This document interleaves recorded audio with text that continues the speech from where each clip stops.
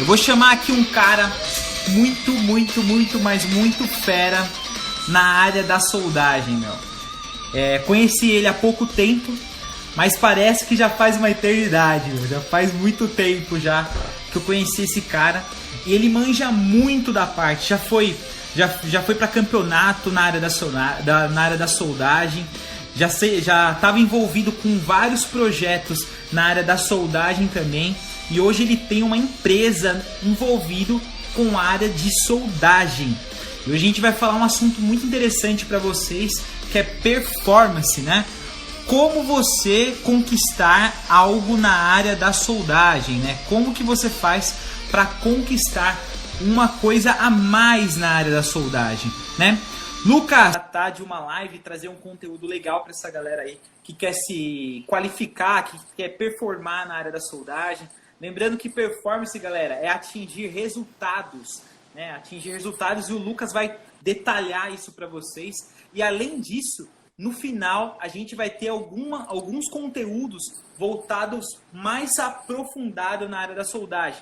Tudo para campeonato, ou o cara que quer entrar na área mesmo, que se identifica muito com a área da soldagem. Então a gente vai tentar trazer um conteúdo muito extenso. Pode ser que fique um pouco cansativo, então eu sempre aconselho vocês a fazerem o seguinte: pega a caneta, pega um caderno aí, porque é muito conteúdo, e o conteúdo é extenso, tá? Então é basicamente uma aula aqui, então é bom vocês anotarem. Pode ser que ajude vocês em alguns testes na área da soldagem também, então aconselho a sempre ir anotando. Lucas, como já te disse, agradeço de coração aí sua presença. E a primeira Eu que agradeço, cara. E a primeira coisa que eu queria saber de você, cara, é quem é o Lucas de fato, né? Como que surgiu esse cara aí? Esse cara que o pouco que eu conheci já tem empresa, sempre estava em campeonato, sempre estava viajando, né? Fala aí pra gente como que funciona o Lucas, qual é a história do Lucas, qual é a trajetória dele? Manda pra gente. Pois vamos lá. Mike, primeiramente eu queria agradecer a oportunidade. Fico muito grato de estar aqui no Instagram do Instituto Soldagem.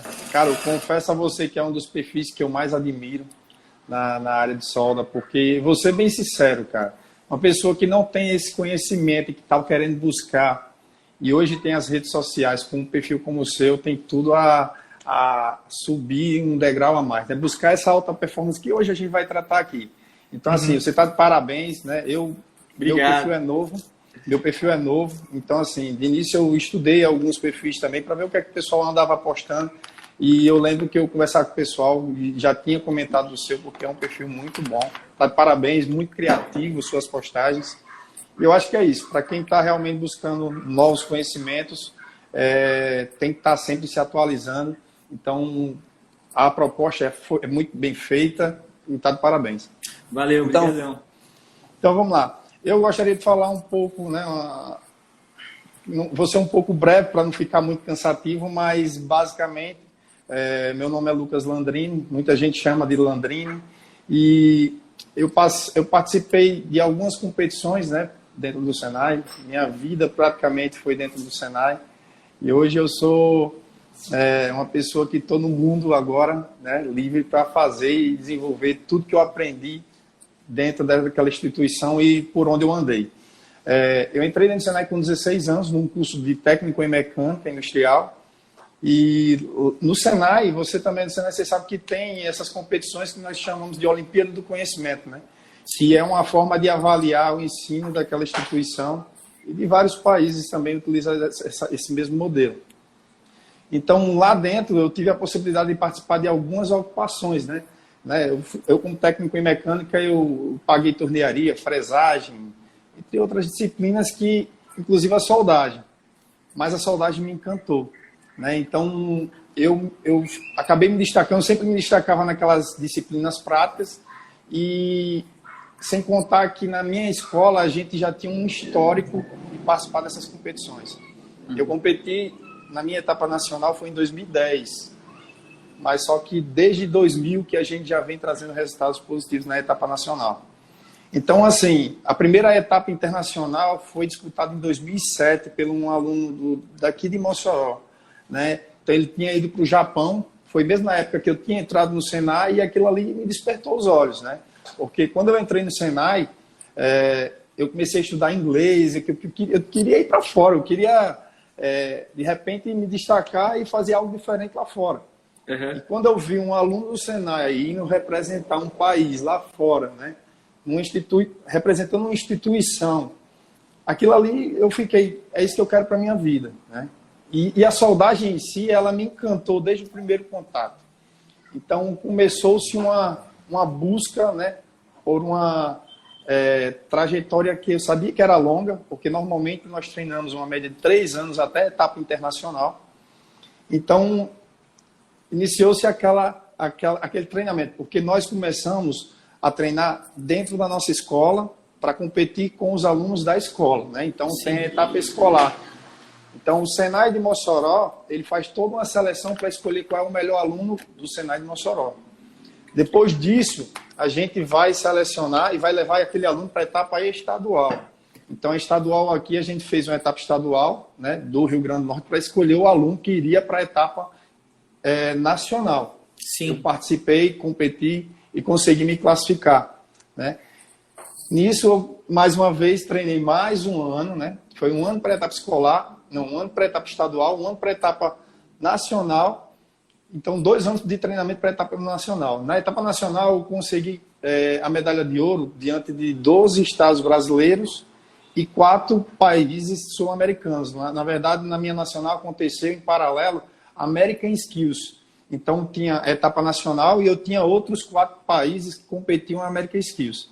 Então, eu fui campeão nacional e das Américas. Naquele momento, eu me classifiquei, né? Até teve uma etapa de desempate após o nacional, eles pegam o primeiro e o segundo lugar e fazem a etapa de desempate.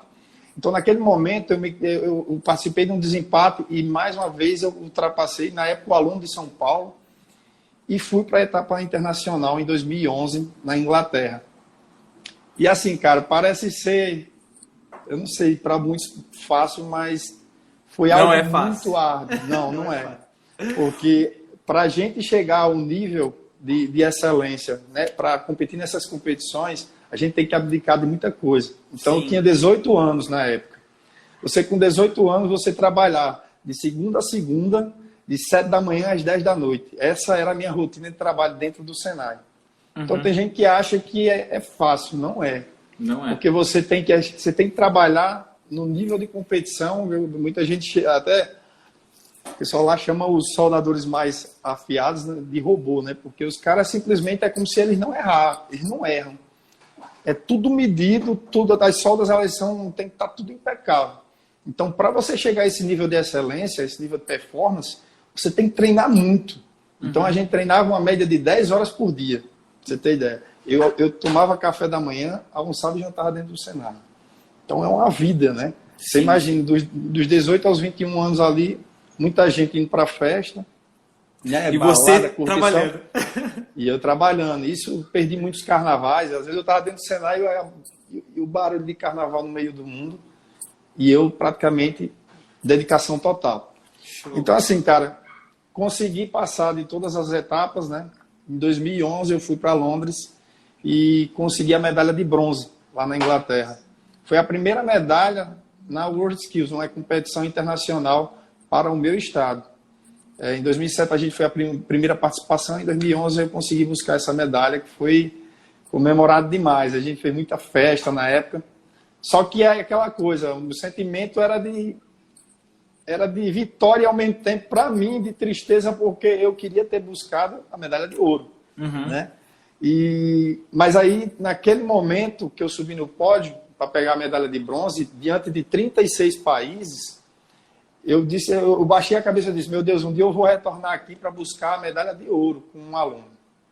E foi o que aconteceu. Em 2012, a gente foi para a Alemanha, treinamos mais um aluno, o Rafael Anderson, e ele foi prata, batemos mais uma vez na trave, né? 2015, com o Jaque Ellison, a gente conseguiu a medalha de ouro. Então, assim, foi o ano eu vi isso daí. Isso. Então, assim, foi um momento assim que a gente atingiu. Eu, na época, chorei muito, porque era meu aluno e também eu estava envolvido na World Skills. Eu fui quem organizei aqui no Brasil a World Skills, fiquei responsável pela infraestrutura e organização do evento.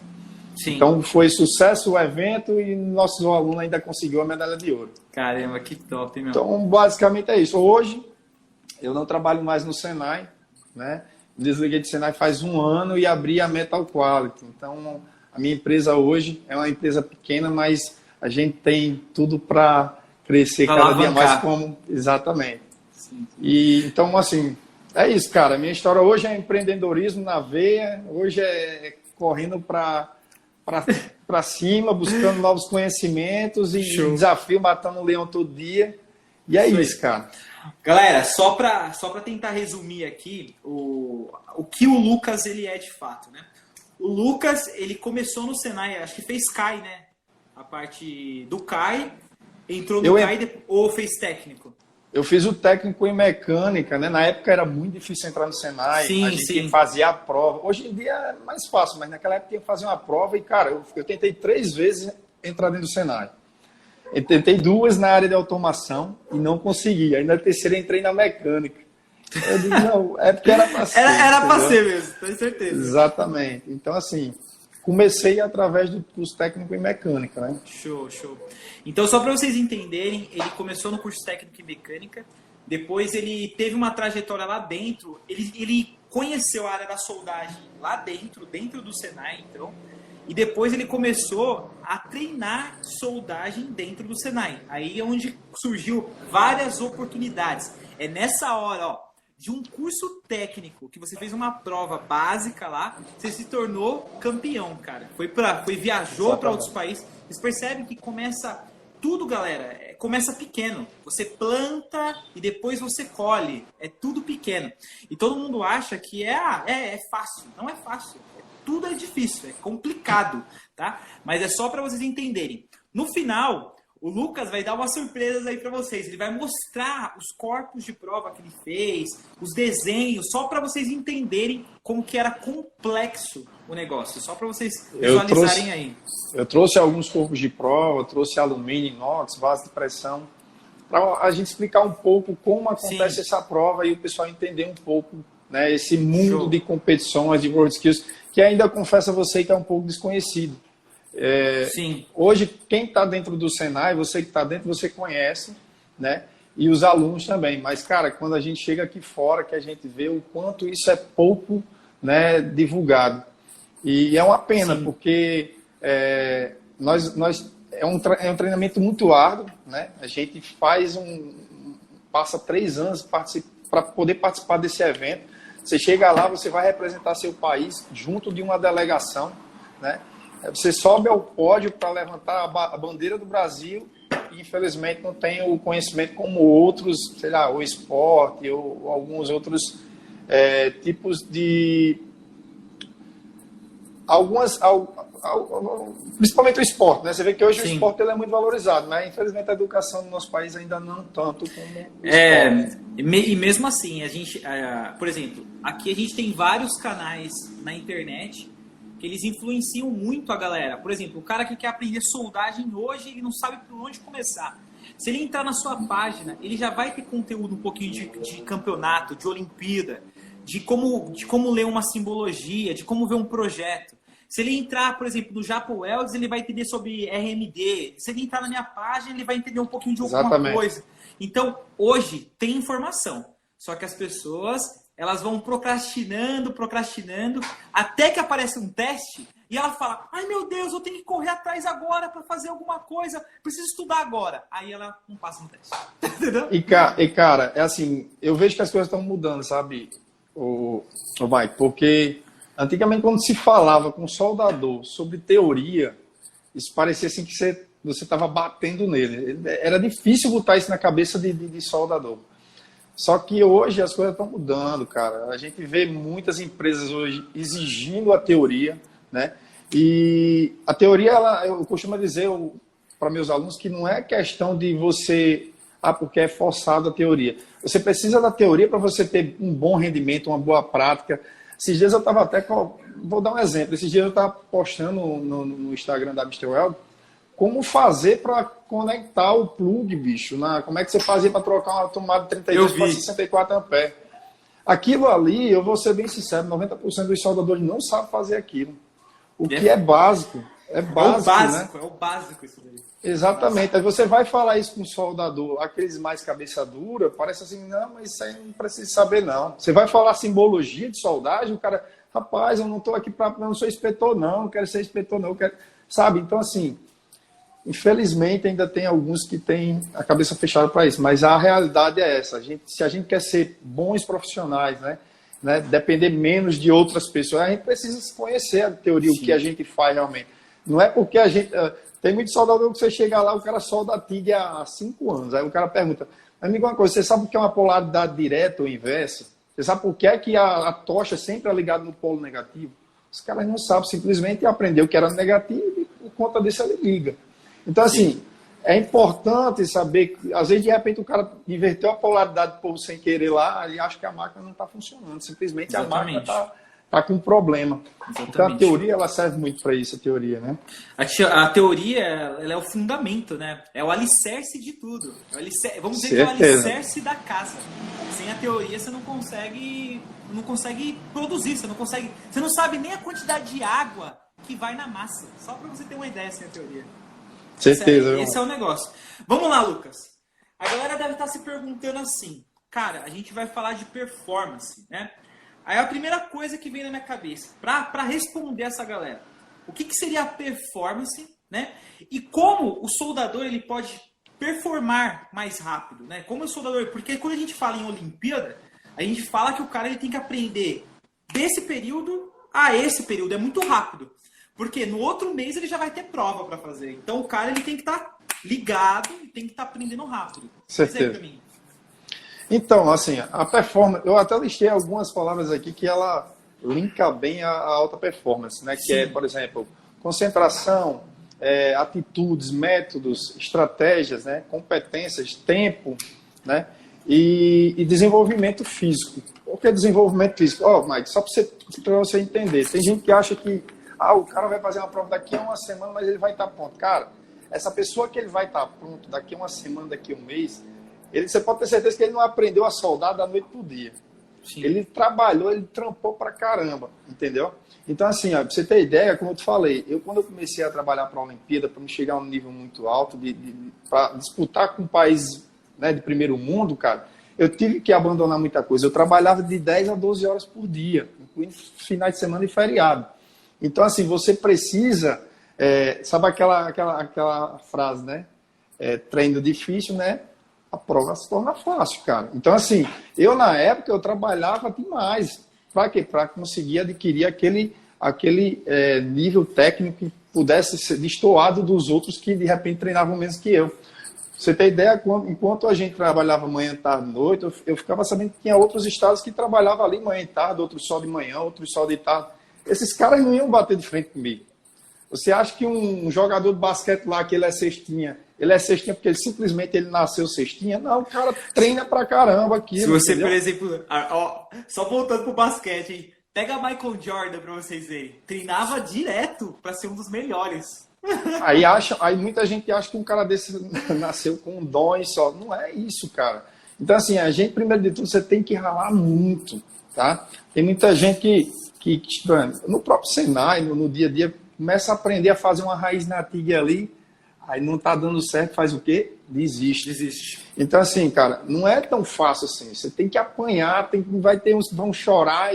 Eu já peguei muito aluno que desistia, saía dentro do boxe, eu ia lá conversar. Porque, assim, não é fácil. Nada é fácil na vida. Só que, assim, a persistência, a dedicação, né? Você ter realmente a característica de eu quero vencer, eu vou conseguir. Tudo isso faz a diferença, cara. Então, assim, muitas vezes o que ajuda também é os métodos, né? A forma que você trabalha, a forma que você aprende.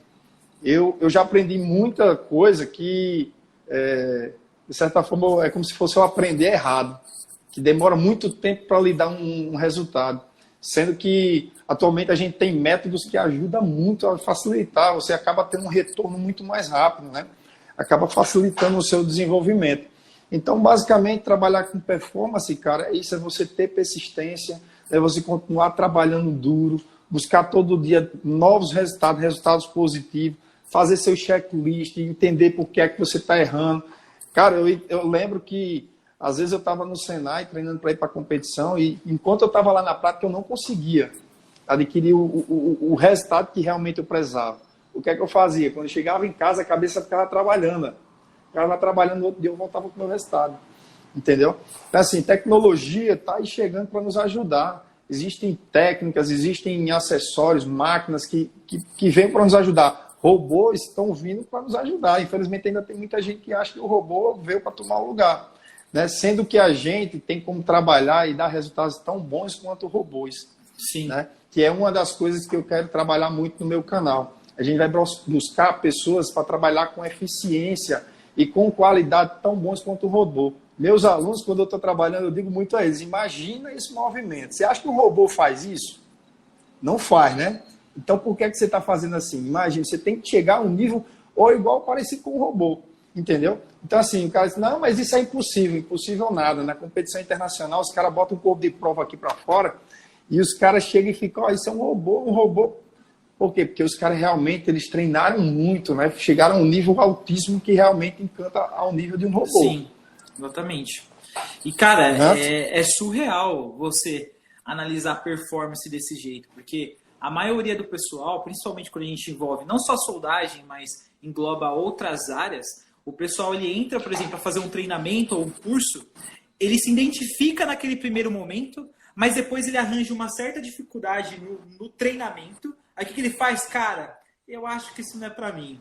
Aí desiste. Exatamente. Entendeu? É a mesma coisa, só para quem não tá entendendo, é a mesma coisa do cara que ele sonha em dirigir, aí ele vai para a autoescola, faz o treinamento, chega na hora da prova, ele amarela, ele fala, eu não consigo. Você mesmo está se sabotando, você se sabota e acaba se prejudicando a longo prazo, né? É uma coisa que todo mundo precisa analisar. E uma coisa que eu queria até falar, a competição, ela em si, tem gente que diz, mas Lucas, por que você chega a trabalhar 3 anos, né, num período de 10 a 12 horas por dia de treinamento para chegar a esse nível todo? Para você ter ideia, a competição a gente tem que trabalhar com corpos de prova, envolvendo chapas, tubos, né, e esses corpos de provas, eles podem ser soldados, por exemplo, a raiz ela pode ser soldada no eletrodo 7018, o enchimento de acabamento no arame tubular, na posição 1G, 2G, 3G, 4G, a posição ela vai ser sorteada lá na hora, ninguém sabe qual a posição vai cair. Então, assim, pode cair na MAG, pode cair no eletrodo, pode cair na TIG. Então, assim, o processo da raiz ou do enchimento de acabamento, ele é sorteado no momento da prova, com uma posição também. Então, você imagina, treinar a raiz na plana vertical e sobre cabeça, horizontal. Treinar a raiz na MAG, plano horizontal, vertical, sobre mesmo jeito. Então, assim, não é simplesmente soldar num processo, só raiz na TIG, na posição 5G ou 6G. Não, o cara tem que estar preparado tanto na chapa quanto no tubo, fazer a raiz em qualquer processo. Entendeu? Então, tá aí a dificuldade. Além disso aí, o cara tem que trabalhar, dominar bem 4 processos, né? Uhum. Que é o eletrodo revestido. Pode falar, Raul. Mike. O eletrodo revestido, TIG, MIG-MAG e arame tubular. E arame tubular. E na TIG a gente tem que trabalhar com aço carbono, alumínio e inox, né? Então, assim, para quem trabalha no processo TIG, sabe muito bem que você partir do aço carbono para o alumínio, cara, outra coisa. Entendeu? É outro material. Exatamente. É como se fosse outro processo. Né? Eu acho que deveria até colocar para outro processo, cara. Não deveria nem ser Não, tem gente que diz assim, eu só tenho que aprender facinho alumínio, cara. Aí você pega um cara desse para soldar alumínio, o cara leva um cacete, cara, que na verdade não é porque ele não vai aprender de início. O cara que já trabalha com processo, é mais fácil ele adquirir a prática em outros processos. Só que não é a mesma coisa. O cara quer simplesmente fazer a mesma coisa que fazia no aço carbono, no inox. Então tem suas diferenças, né? Galera, vamos lá, ó. A gente chegou agora no assunto principal que a gente vai falar a respeito envolvendo o Your Skills e a área da soldagem. Mas vocês precisam fazer uma coisa pra gente, ó. Tá vendo essa setinha aí, ó? Aí embaixo, ó, uma setinha meio tortinha aí, parece um aviãozinho, ó. Clica nesse aviãozinho e envia, ó. Manda pro seu amigo soldador que quer se desenvolver mais. Manda pra galera aí da área da soldagem também. Compartilha essa live, porque agora a gente vai entrar na área que vocês querem, que é o conteúdo sobre como fazer os corpos de prova, como preparar, como que faz, como que funciona o campeonato. Essa é a parte boa que todo mundo estava esperando. Então vamos lá, Lucas. Agora a gente vai entrar na parte do processo seletivo, né?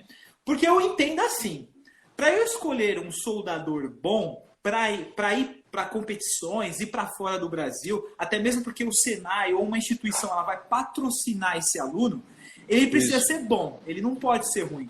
Eu tenho que pegar um cara que ele tem uma performance boa, ele sabe se planejar, ele tem cronograma, ele sabe do tempo dele, ele tem a hora de acordar, a hora de dormir, ele tem que estar com a mente preparada, o psicológico preparado, tem que estar tudo assim, né? Aí a primeira coisa que vem, como seria o processo seletivo para definir qual é o aluno que eu vou escolher? Né? Como que seria isso? Então, o que é que acontece? Realmente isso é o ponto principal de um bom resultado, sabe, Mike?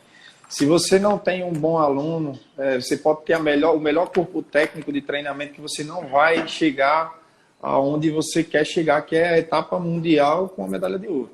Né?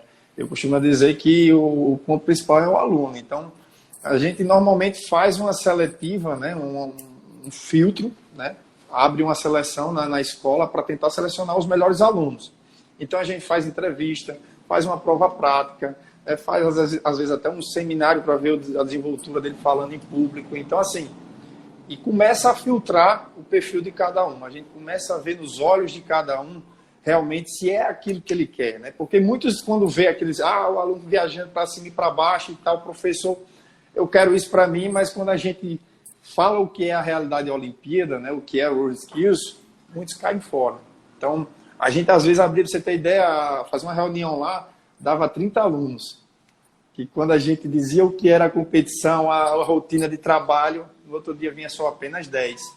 Então, Caramba, assim, meu. a intenção é filtrar e tentar buscar qual é aquele aluno que realmente está disposto a participar e de enfrentar essa rotina de trabalhos que é exaustiva, sabe? Não é todo mundo que aguenta. Então, começa a fazer essas provas. Por último, a gente precisa conhecer o perfil técnico do aluno, né? Ver se ele realmente se desenvolve muito bem. Tem alunos que ele demora muito tempo para pegar as coisas. Já tem alunos que de cara você vê que ele desenvolve muito rápido a habilidade. Uhum. Então a gente começa a fazer algumas práticas, cerca de 2 a 3 meses ali, é suficiente para a gente identificar quais são os melhores. Né? Então vai fazendo algumas provas práticas, né? Diariamente a gente está fazendo peças, isso sempre voltado para práticas da competição. Né? Então juntas de ângulo, junta de topo, né? Seja em chapa, em tubo, tudo é soldado e nos processos que a gente precisa soldar. O alumínio inox normalmente fica por último, né? Quando o aluno ele já está mais afiado no processo TIG, já fez uma raiz, já sabe colar um bocal, aí ele vai para o alumínio inox. Mas basicamente é um peneirão, você vai filtrando até ficar aquele realmente que a gente seleciona para a etapa nacional. Então basicamente é isso, cara, a gente precisa conhecer o aluno. E como é que a gente conhece o aluno? É a dedicação, né? É os resultados, né, que a gente diariamente está avaliando esses alunos através de fichas de avaliação. Então, ver se esses alunos eles aguentam pressão, porque a gente está todo dia lá dando chicotada, a verdade é essa. Aluno de Olimpíada não tem vida boa, é só chicotada. E não é só aqui no Brasil, não. A gente tem experiências com outros países. Quando a gente vai para o World Skills, a gente tem um contato muito bom com os países e eles comentam muito isso. Os asiáticos mesmo são muito próximos da gente. Ele sempre diz que é na chicotada, sabe? Não, menino lá, não sei o que, é na base de chicote. Na base do chicote que a gente fala é na disciplina. Porque você sabe que esses meninos novos, normalmente, se você não impõe disciplinas, eles simplesmente começam a brincar demais e não dá resultado. Então, o nosso treinamento ele envolvia muito empenho e seriedade. O aluno ele tinha que ser sereno e realmente dizer, não, é aquilo que eu quero para a minha vida. Entendi. Eu cheguei até a etapa internacional, Mike, porque eu sempre tive muita vontade na vida do que eu queria. Se eu quero isso aqui, eu batalhava e eu conseguia, mas eu batalhava muito, entendeu? Infelizmente não é todo mundo que tem essa garra e essa persistência de poder conseguir isso. Né? Então é isso, cara. Basicamente, o aluno ele tem que se vender, ele tem que realmente batalhar muito para até conseguir, né, ser o escolhido. E você percebe também, lá onde eu trabalho, que é no Senai também, a gente tem a parte de AutoCAD, né? O pessoal vai para projetos, a parte de Inventor, né? 3D. Certo. E os alunos lá é a mesma coisa, meu. É 10 horas, 12 horas direto. O menino chega às 7 horas da manhã, só sai 7 horas da noite. Às vezes sai até mais tarde do que a gente. A gente sai mais cedo, ele sai mais tarde ainda.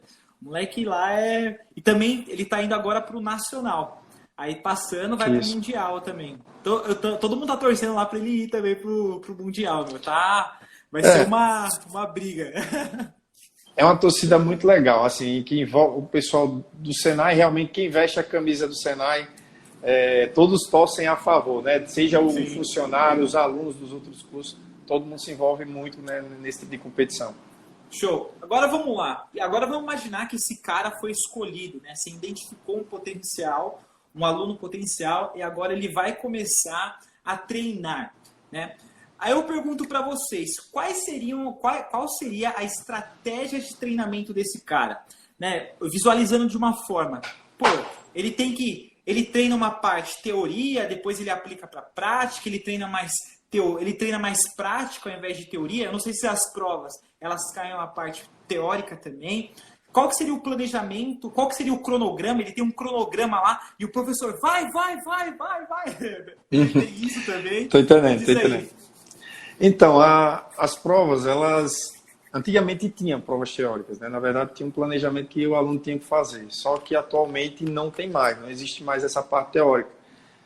O que é que acontece? A teoria que o aluno precisa para estar lá na prova é para ele poder executar uma boa prova, porque envolve leitura e interpretação de projetos. Então, o aluno ele recebe o projeto e se ele não interpretar de uma forma correta, ele vai montar o vaso de pressão ou a peça, né, um corpo de prova errado, vai soldar de repente a raiz no processo errado, né, vai fazer a montagem do vaso totalmente diferente do que era para ter montado. Então, assim, a simbologia, né, a parte de projeto, o aluno ele tem que estar bem maceteado para evitar de ele realmente errar. Acontece muito do aluno chegar no nível muito bom, né, técnico, porém, sim, quando vai para a prática, ele esquece de fazer alguma coisa, porque a competição, cara, ela tem todo um passo a passo. Né? Você, por exemplo, você ponteou um corpo de prova, você tem que chamar a equipe de avaliação para mostrar o tamanho dos pontos, se ela está na posição que realmente é a 2G, é a 3G, é a 5G, ela tem que estar na posição. Uma vez que você mostra isso aí, o avaliador vai lá e coloca o sinete do soldador. Então, se você não faz essa parada, seu corpo de prova depois não vai ser avaliado. Caramba, então, assim, meu. Já teve competidor de chegar na etapa nacional, fazer o vaso de pressão todinho e o vaso de pressão não ser avaliado, porque ela esqueceu de chamar a equipe de avaliação para verificar o tamanho dos pontos, verificar se tinha algum ponto interno dentro do vaso, porque não pode, só pode ter pontos externos. E ela simplesmente tampou e meteu o solda para cima. E isso aconteceu, cara, que na época era uma competidora, ela foi muito bem na competição, mas o vaso de pressão dela não foi avaliado. Então, assim, caiu bastante na avaliação.